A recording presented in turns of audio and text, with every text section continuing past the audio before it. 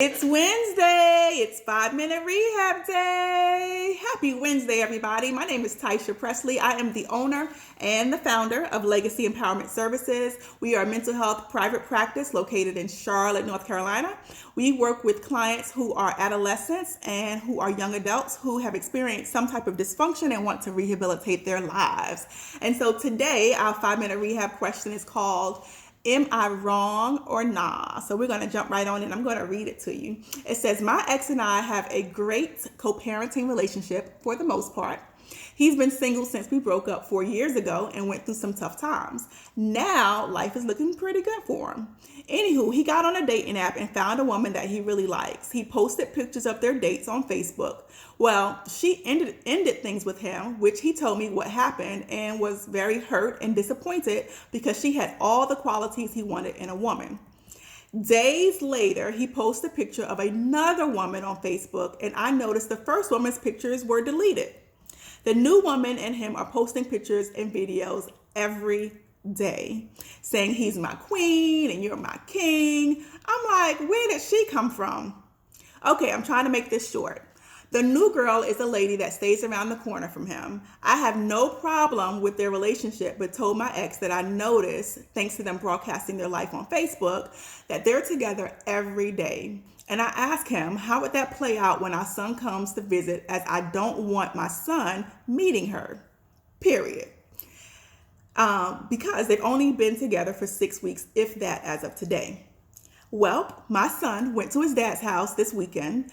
Dad posted a picture of himself at his girlfriend's house at 11 p.m.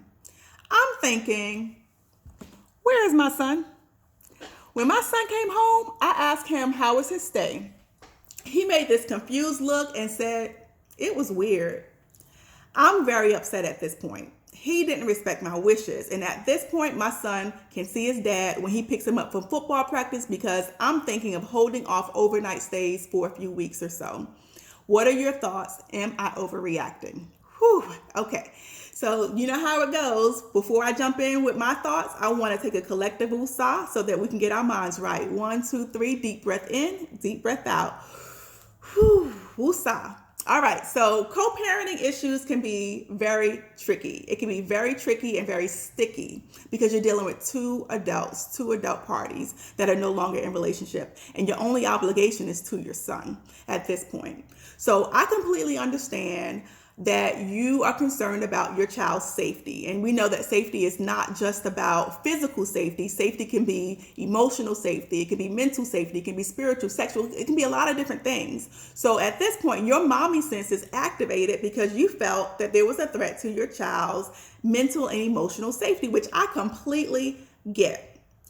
Now, mommy, I'm going to challenge you a little bit. So I want you to go with me here, okay?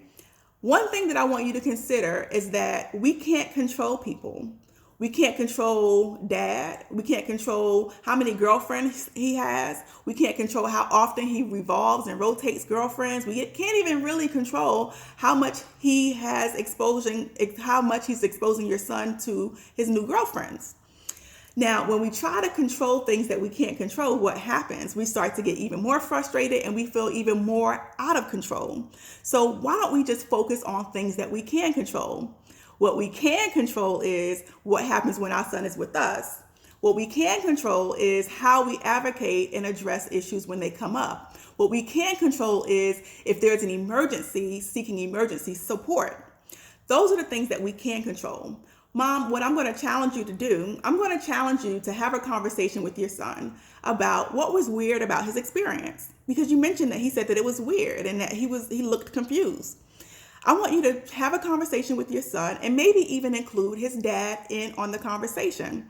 What that might do is that might help dad to open his eyes and see from another perspective. What that simultaneously will do, it will help the son model or see modeled how to resolve a conflict. Because let's be honest, have we ever really seen our parents resolve a conflict in a peaceful way?